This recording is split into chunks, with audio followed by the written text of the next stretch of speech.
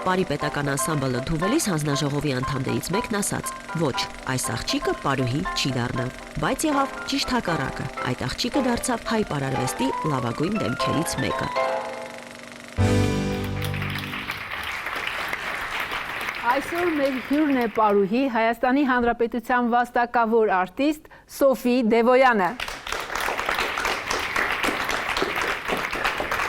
Բարև ձեզ։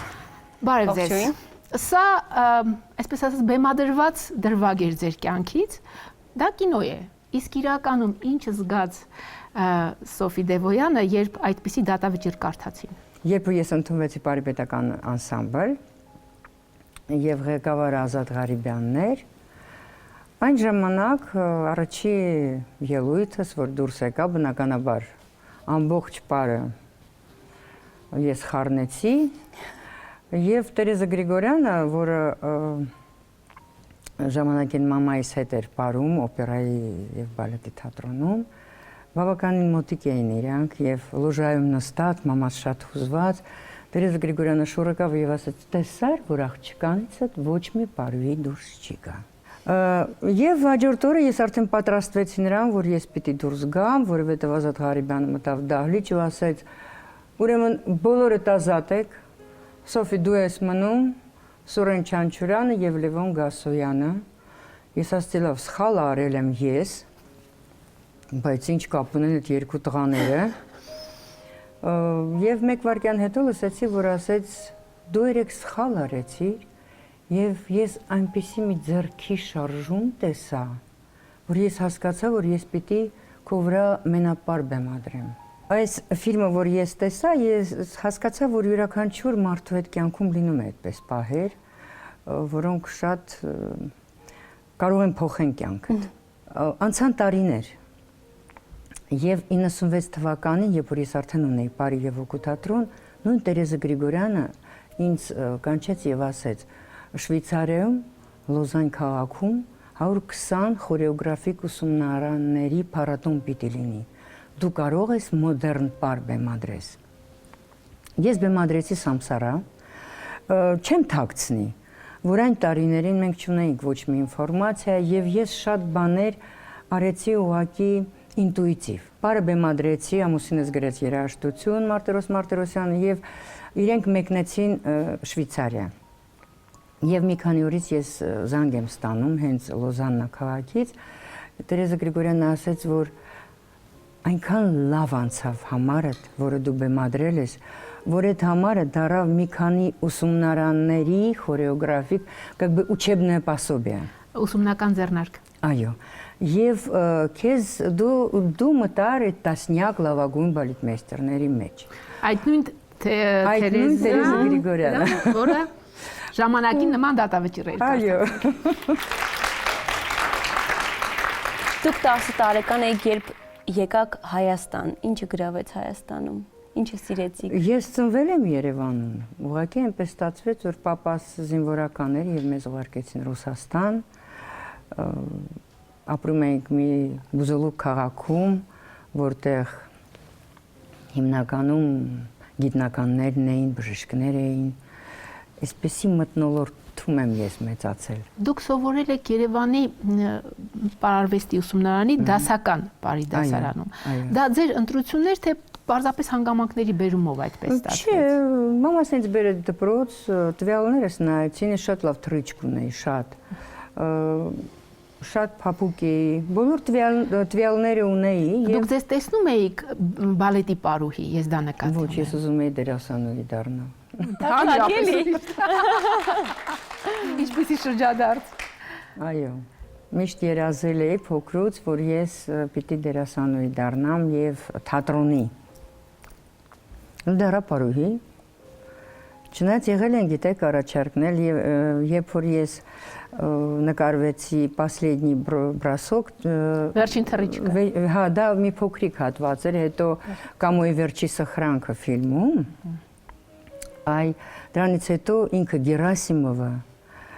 զանգեց, ուղարկեց հեռագիր, որ ինձ տեսել է և առանց պրոբաների ուզում նկարահանի գեղարվեստական ֆիլմում, դա իրոք փաստ է, դրա մասին շատերը գիտեն, Բայց այն ժամանակ ես չկարողացա թողնել, արդեն ամուսնացել էի նոր եւ հնարավորություն չկար, ես չէի պատկերացնում Պար, Մոսկվա, Երևան, այդ հիմա է Ընտրությունն արդեն արված էր։ Այո, ընտրությունը արդեն արված էր, հիմա ափսոսում եմ ճիշտն ասած։ Վերադառնանք ուսումնարանի տարիներին։ Ասում են, որ շատ դժվար էր այնտեղ սովորելը, պետք էր ունենալ երևի թե կամքի ուժ, հա, մեծ լիներ ցանկությունը սովորելու եւ դաժան են եղել պայմանները։ Եղել է տենց մի բան։ Իմ դասատուն Բագանյկովան էր, Ալեքսանդր Դանիելովնան, շատ խիստ կին էր, շատ։ Նա մի անգամ, նա փայտիկով էր դահլիճում, մի անգամ այնպես մեջքս սենց արեց, այս 5 իր մատերից արյունը սենց կաթում էր, ես չէի տես։ Բայց ես շնորհակալ եմ, գիտեք ինչի համար, որ ինքը ինձ սովորեցրեց լինել ավելի ուժեղ, հավատալ, ինքը շատ բան տվեց ինձ կյանքում։ Եվ ձեր մայրն էլ կարծես թե ձեզ այդ պայն ոչ թե խղճում էր մայրաբար, այլ ասում էր, որ այո, շարունակեք խիստ լինել, հա, նրա հետ։ Այո, մայրս եկավ դպրոց, ես մտածեցի, որ անպայման կբողոքի, նա մոտեցավ, ես կանգնած էի եւ ասեց. Ապրեք Ալեքսանդր Դանիելովնա։ Մյուս անգամ 10 մատնահետ։ Շատ ճիշտ արեցիք, եթե պետք էր, ուրեմն պետք էր։ Չդաժան է։ Բալետը ընդհանրապես դաժան ժանր Բայց է։ գիտեք, հիշելով դա, ես իհարկե իմ դասատուի լրիվ անտիպոդն եմ, որովհետև ես շատ մեղմ եմ, ես երբեք ձայնս չեմ բարձրացնում երեխաների վրա, ես միշտ աշխատում եմ իրենց հասկանալ։ Եվ ձեր եղունգները կարճ են։ Այո։ Այդպես։ Տիկին Դևոյան, ի՞նչն էր պատճառը, որ դասական պարից անցում կատարվեց դեպի ժողովրդական պար։ Ու չգիտեմ, ես դա շատ ծանր եմ տարել ու իմ տրուդավոյ կնիշկայում կա, որ ես մի ամիս չեմ եք, ես մտա պարի անսամբլ եւ ամեն ինչ ինձ համար շատ անսովոր, տրիկոներից հետո։ Բայց ինչը ստիպեց, որ այնտեղից պուանտներ, ասեք, փոխարինեք տրեխներով։ Չգիտեմ, չեմ կարող ասեմ։ Արտիստիկ թեկուս։ Չեմ կարող ասեմ։ Ես իհարկե որ չեմ տեսնում ինձ կլասիկ պարույի օպերայում, բայց դրամատիկ պարույի օրինակ Չանգան այն ժամանակ ասեց մամայիս, ասեց թող Սոֆին գա, ինքը կդառնա շատ լավ դրամատիկ պարույի։ Ես մի քիչ թմբլիկ աղջիկ էի այն ժամանակ եւ կարծում եմ ինձ դժվար կլներ բարձացնել, իջացնել պարտներները։ Տեխնիկական չափանիշներ, հա, խանգարեցին։ Երևի ես ճիշտ մոտեցա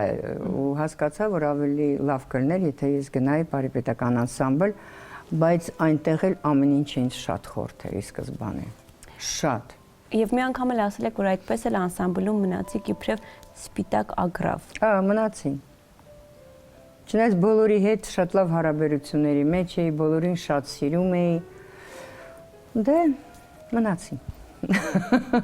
Դա ինձ չխանգարեց։ Չեք ձգտում չլինել սպիտակ ագրավ։ Չէի մտածում դրա մասին։ Երբեք։ Գիտեք, երբ որ անկեղծանամ, Իհարկե։ Մենք դրան ենք սպասում։ երբ որ դու սիր ունես, երբ որ բոլորի կողմից դու ստանում ես միայն գեղեցիկ ու լավ խոսքեր։ Բնականաբար այդ շրջապատը, որի մեջ դու գտնվում ես, դա նախանձ է առաջացնում։ Ես դրան նորմալ եմ վերաբերվում։ Ես շատ բան եմ կյանքում տեսել, շատ դաժան րոպեներ եմ ապրել, հասկանալով դրա համար։ Հիմա իմ աղջիկներս, օրինակ իմ պարուհիներս, ոչ մեկը չգիտի նախանձությունը ինչ բան է։ Ձեզ ինձ է գալիս։ Я искоренила это в корне. Արմատախիլ եք արել։ Այո։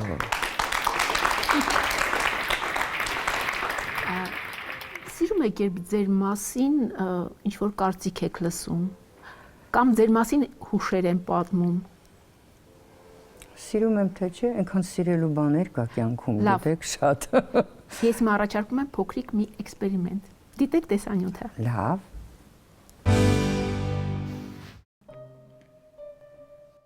Վաթսուն 7 թվականից ճանաչում եմ Սոֆի Դևոյանին, անկրկնելի մենապարույ է եղել Պարիպետական անսամբլի իր կատարած պարերում, Ղարաբաղի եղնիկ անկրկնելի մենապարույ է եղել, մենք ունեցել ենք 4 մենապարուհիներ Պարիպետական անսամբլում, 4-ն էլ անկրկնելի են եղել իրանց տեղերում,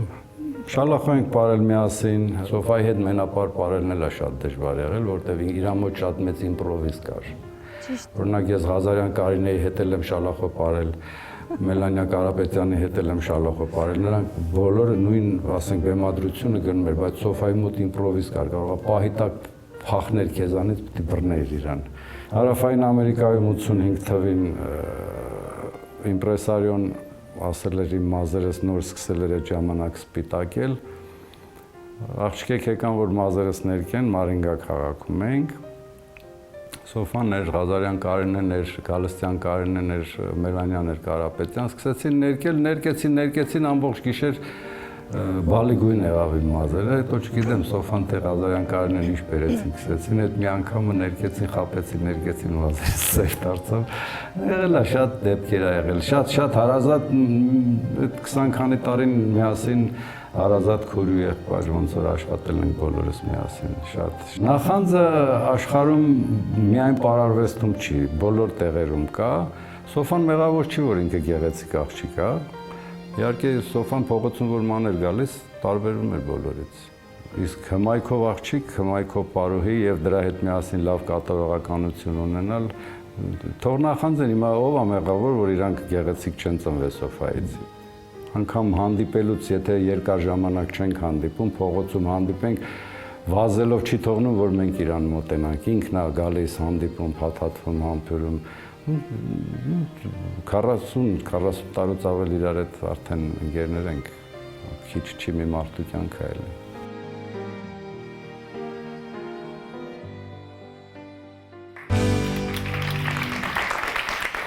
Շատ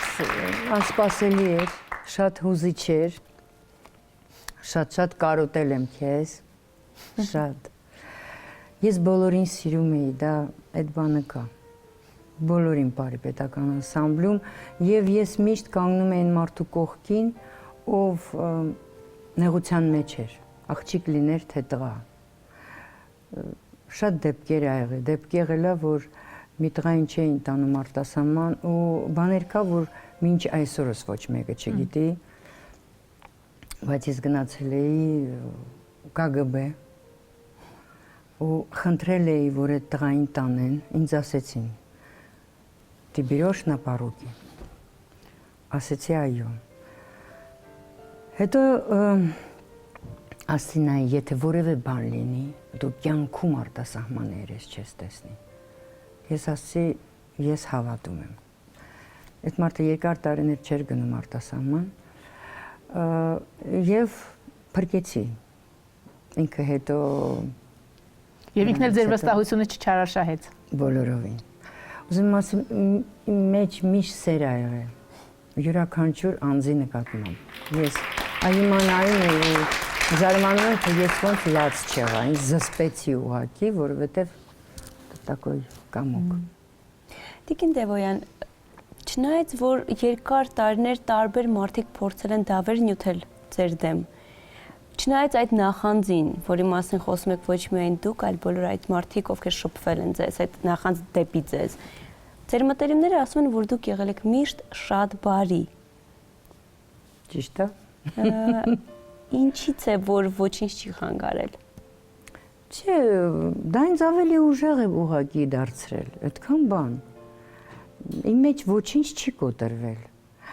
Երբ որ ինձ նեղացնում էին, կամ եթե ես թերթում ինչ-որ բաներ էի կարդում, ես մյուս օրը գալիս էի, մտնում էի դահլիճ, ու այդ իմ ներքին աշխարհը, որ սենց ալիգոցված էր, ես սկսում էի բեմադրություն անել, և շատ իմ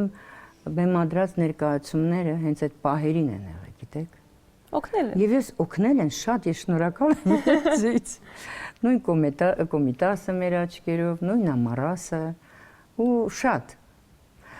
Պիտի միտեղ լիցկաթափվես։ Ես այդ ուղին եմ ընտրել։ Բայց ոչ միայն ստեղծագործական կյանքում, այլև մարդու անձնական կյանքում լինում են դեպքեր, երբ բղտորվում ես, երբ քեզնից թեկուզ անկախ կոնֆլիկտի մեջ ես հայտնվում, օրինակ ձեր կյանքում եղավ մի տարի, երբ երկու, այսպես ասեմ, պատահար անձնական, մեկը ձեր ամուսնալուծությունը, մյուսը բարի պետականից դուրս գալը, ձեր դուրս գալը, ես շեշտում եմ։ Ես չի ուզի համեմատեի, որովհետև դրանք շատ տարբեր բաներ են։ Բայց Մեկ տարվա ընթացքում շատ չեն։ Բարի պետականից շատ հանգիստ դուրս եկա։ Երբ որ Վանուշ Խանամիրյանը ասեցին, որ այլևս չի աշխատելու, ես հենց հաջորդ օրն էր երևի, ես շատ հանգիստ դուրս եկա, հավաքեցի շորերը եւ հասկացա, որ ես էլ չեմ աշխատելու։ Չէ, դուք հանգիստ դուրս եկաք, որովհետև ստիպեցին հանգամանքներ, եթե այդպես չլիներ դուք կմնայիք։ Հիմա չեմ կարող ասեմ, եթե Վանուշ Խանամիրյանը մնար կմնայի, բայց դե ես ցավով չեմ դուրս եկի, այդ խոսքը դրա մասին է։ Լավ, այդտեղ ցավ չկար, իսկ երբ որ ընտանիքն է տրոհվում, Սարսափելի ծանր բան է։ ինչպես դիմացաք։ Ոչ մեկը չգիտեր։ Գիտեի միայն ես իմ որոշման մասին, չգիտեին մեր ընկերները, չգիտեին իմ մոտիկները, չգիտեին բարի անսամբլի ընկերներս, ընկերուհիներս։ Ես մինչև վերջի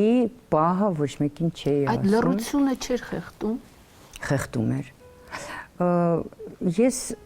սիրում եմ ասկեզաներ անել, չգիտեմ այդ խոսքը հայերեն ոնց է։ Կյանքում շատ եմ դա արել եւ ինձ շատ օգնել է։ Այն ինչ որ ես շատ եմ ուզել, ես ասել եմ ոչ։ Դա չպիտի լինի, տեսնեմ ես կկարողանամ հաղթահարել։ Այո, եւ հաղթահարել եմ։ Ու դա ինձ օգնել է կյանքում շատ։ Պիտի լինի այնպես, ինչպես պիտի լինի։ Հրաշալի փիլիսոփայություն։ Եւ այդ ամենից հետո էր երևի թե որ կուտակվել էր էներգիան եւ պետք էր ստեղծել 92 թվականին Պարի եւ Հոգու թատրոնը։ Եվ կարծես թե ճակերտավոր Տեր Թոդիկի մեթոդները այստեղ չբերեցիք ձեզ հետ, հա։ Երևի 3 կամ 3 չառաջորը Facebook-ում չգիտեմ ով նկար էր գցել 94 թիվ ես նստած երեխեքի հետ դահլիճում են հին փեչերից դրած ու մենք թատիկներս էինք բոլորս սենց տակացնում տեղից է սկսվել այո այն ծանր տարիներին մութ ու ես նայեցի ասեցի ոնց կուզենայի այդ բոլոր բալիկներին նորից տեսնեի չէ որ մենք հաղթահարեցինք այդքան բան Տիկին Տևյան, երբ խոսքը գնում է ցրտի մասին, հացի մասին, ինչպես է մարդ մտածում ստեղծել նոր կոլեկտիվ։ Ես անկեղծ ասեմ, ես հիմա զարմանում եմ։ Երբ որ ես հետադարձ նայում եմ սենց, ասում եմ այդքանը ես, իմ ամուսինս, իմ տղաս, մայրիկս, որ զգեստներ էր կարում, ամեն ինչը մեր ձեռքերով էր արվում, ոչ մեկը չէր հավատում։ Ինձ բոլորը ասում էին՝ դու խենթ ես։ Ոնց կարող է մարդ ունենա սեփական թատրոն։ 25 տարի արդեն էսա շուտով լրանում, ես իմ գրպանից ամեն ամիս տալիս եմ աշխատավարձ։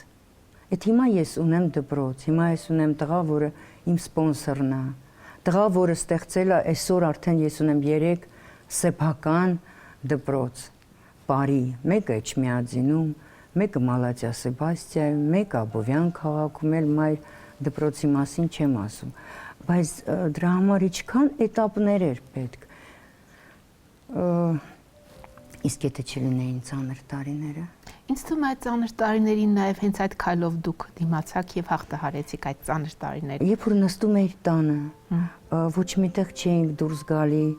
նստում էինք, անելուն հենց առանձնապես գործ չկար, ոչինչ չկար, սպասում էինք լույսին։ Դա իրոք ստեղծագործական ժամանակ էր։ Ոչինչ քեզ չէր խանգարում։ Ու մենք ստեղծագործում էինք, ամուսինս գրում էր երաժշտություն, ես բեմադրություններ, մայրիկս շորեր էր կարում, ված չկար այն ամեն ինչ կա հիմա։ Հիմա ես մտնում եմ մի հատ խանութ, ես արդեն գիտեմ ինչ է ինձ պետք, էս, բերում եմ նույն րոպեին նկարում եմ, աղջիկներին զգես, նստում ենք, անում ենք, բայց այն վաղ հատիկ, ծաղիկները ինչ է, ես մի հատ պար ունեմ Սարյանի ծաղիկները, հա։ Ուրեմն ամբողջը նկարված է ձեռքով, այն տարիներին, Ինձ շատ օգնեց Սաշա Մուրադյանը։ Բայց հետո կային զգեստներ, որոնք արդեն ես ինքս նկարեցի։ Ինքը հագցնում էր աղջիկներին, սենց տակից ցելոֆան, դա գեքսալոն, դա նյութը թույն էր, թույն։ Ինքը սենց պավյասկայով աղջիկներին սենց ու ամբողջը ձեռքով նկարել, իսկ վրայի ծաղիկները, եւ այդ գիտեք ոնց մենք դա արեցինք։ Ուրեմն ես կատալոգը բացեցի Սարյանի, Մարտիրոս Սարյանի նկարների, ասացի աղջիկներ, ընտրեք որ ծաղիկները ձեզ դուր կգա։ Ու ամեն մեկը իրանը ընտրեց։ Ու հենց դա այդ նկարիչը Սաշան Մուրադյան վերարտադրեց, ուրեմն ես էլ իրան օգնեցի բավականին վերարտադրեց այդ զգեստների վրա։ Իսկ Չիքիլան, որը կար, պատկերացրեք, ինչքան տանը կտոր, ինչքան ընկերուհիներս ունեին կտորն, ասում բոլորը բերեք, հատիկ կտրտում էինք, կախում էինք, չորացնում էինք, ռախմալում էինք ու վերջապես ստանում էինք ծաղիկ։ Հիմա խնդրեմ։ Այո։ Իսկ ուզում եք իմանալ, թե ինչ է կատարվում ձեր թատրոնում ձեր բացակայության ժամանակ։ Վա, ես պատկերացնում։ Այ, իսկ հիմա կտեսնենք։ Սոֆարևնան ունի շատ հետաքրքիր հատկություն, երբ ջղայնացնում ես, երբ բարկացնում ես, նու լինում է, չէ, ասենք ինչ-որ մի պար, ինչ-որ մի ժամանակ, ինչ-որ մի բան, սիտուացիա շատ մարդիկ են աշխատում, հնարավոր է եւ նաեւ որ լինի բարկություն օրվա ընթացքում։ Սոֆարեմ ջղայնացած, սկսում պատուհանի մոտ կանգնում։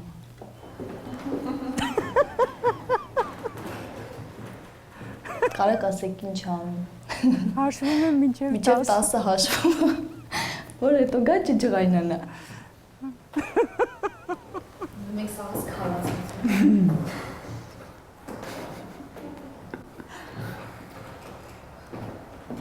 Точно.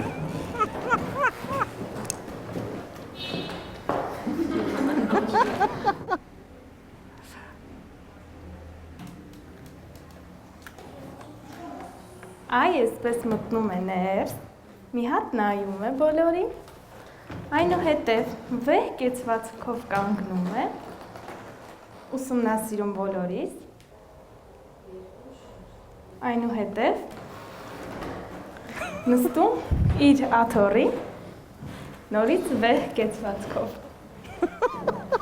Սոֆարայևնան այդպես սովորություն ունի խմբի երեխաների հետ, որ գալիս է ու արդեն պարապմունքը սկսվում է։ Այդ ժամանակ ովքեր որ շրջաններից եկել էին կամ որտեղից որ գալիս են, ինձ միշտ Ռազդան էր ասում ու ասում էր. Ռազդան արագացրու, միացի բյուրականին, բյուրական միացի աշտարակին, աշտարակ միացի ռիժիկին ու բոլորի տարբեր անուններով դիմում էր։ Մենք հասկանում ենք ով որտեղ պետքա գնա, ինչ պետքա անի։ Եթե տրամադրություն չունի, նույնիսկ եթե ժամանակ չունի ինքն իրանով զբաղվելու, միայն նույնիսկ գեղեցիկ է գալիս, բոլորից միշտ գեղեցիկ է լինում եւ խնամված։ Ներս է մտնում, դե չես կարող չարտահայտվես։ Ասում ես Սոֆարևնին սիրուն եք այսօր, շատ սիրուն եք։ Ուֆ, իրիչկը բան չեմ արել, որ օրը ես ոչինչ բան չեմ անում, ինձ ասում ես ինձ սիրուն եք այսօր, բայց մակիաժը տեղը, մազերը տեղը, ամեն ինչ արված է։ Սոֆարևը շարժումացուց տալիս, այ, վերջայինը միշտ շարժումացուց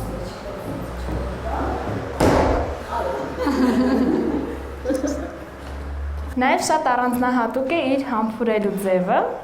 որը կցանկանամ ցուցադրել։ Ռազդանչիկ։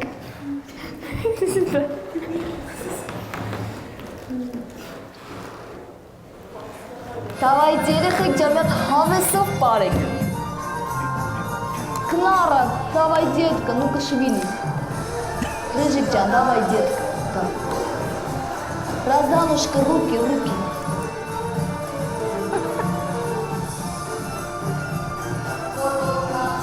Мария ջան, как ты похудела, детка, молодец.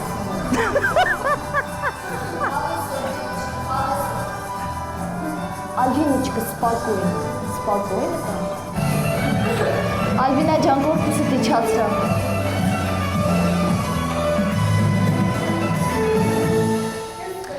Неплохо, девочки. Сафарай найкача.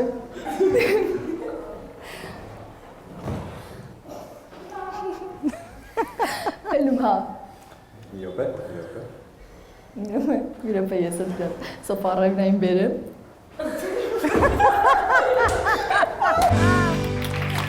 Վայ, Ինձ հետաքրքիր էր կողքից նայել, հիմա ես պատկերացրեցի ես ինչ դու վրա ամենօրյա այդ վիճակի մեջ ես չես զգում։ Օրինակ ես չգիտեի, որ ես այս ժեստը ունեմ, Կողքի հայացք։ Հա, պարզվեց, որ հաճախ եմ անում։ Եվ հենց գնում եք այսպիսի բաներ է կատարվում։ Բայց լինում են դեպքի, իրանք իմ մոտ են տնազս անում ու շատ հաջող ու ես միայն ուրախանում եմ։ Լավ դերասանուհիներ են նաև։ Տիկին Դևոյան, աղջիկներն էլ պատմեցին, չնայած առանց դրա էլ մենք գիտենք, որ դուք միշտ գեղեցիկ եք։ Եվ ես փնտրում եմ մարդ, ով որ ձեզ չի տեսել խնամված։ Արդյոք լինում է դեպք, երբ որ դուք արթնանում եք եւ ասում եք այսօր ոչինչ չեմ ցանկանում անել։ Հա, ինչի՞ չէ։ Լինում են, բայց միևնույն է ես տենց չեմ դուրս գա։ Ահա։ Փաստորեն այդ մարդուն չեմ գտնի։ Չէ, չեք գտնել, չէ։ Այ ինչ է դա կամ Միայն ամուսինս այնց տենց տեսնում եւ ամեն առավոտյան, ամեն սուրբ առավոտ ինքը ին վրա զայրանում է դրա համար։ Դու քո մաշկդ տեսնում ես, ասում եմ հա։ Դու ոնց կարող ես ինչ որ բան քսես։ Խնդրում եմ մի քսի։ Այ մեր մեջի պայքարը միայն դա է։ Ինքը ինձ սիրում է այնց ոնց որ ես կամ առանց մակիաժի, առանց ոչ մի բանի ու միշտ ափսոսում ասում ոնց կարելի է տենց մաշկի վրա ինչ որ բան քսել։ Իսկ կուզենաք, որ ձեր թորնիկը գնա ձեր ճանապարհով։ Կուզենամ, որ ինքը ընտրի այն ճանապարհը, որը ինքն է ուզում։ Իսկ հիմա դիտենք տեսանյութը։ Էլիանը կընկավ։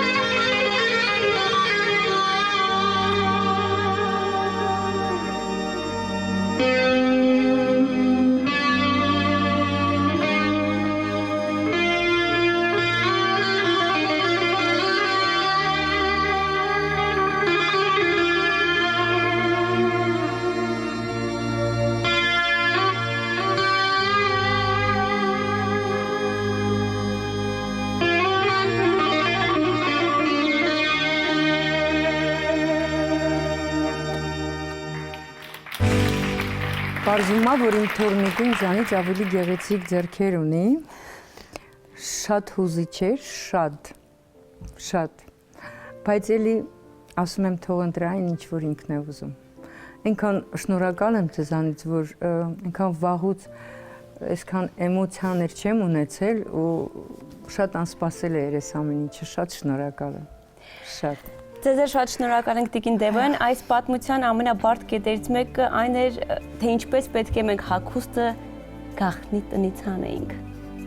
Դուք չեք իմացել ինչպես է դա տնից։ Զարմացած եմ ուղղակի ու ապշած եմ, բավականին ինքը շատ նիհարիկ է, ոնց են կարողացել դա։ Մաման օգնել է, Զարուհի Բաբայանը։ Տիկին Դևոյան, շատ շնորհակալություն, դեռ շատ հարցեր մեզ մոտ մնացին, բայց երևի թե եւս մեկ անգամ կունենանք առիթ ձեզ հետ զրուցելու։ Շատ շնորհակալ եմ։ Սիրելի հեռուստադիտողներ, ավարտում ենք այսօր մեր տաղավարում, Սոֆի Դևոյանը, կհանդիպենք։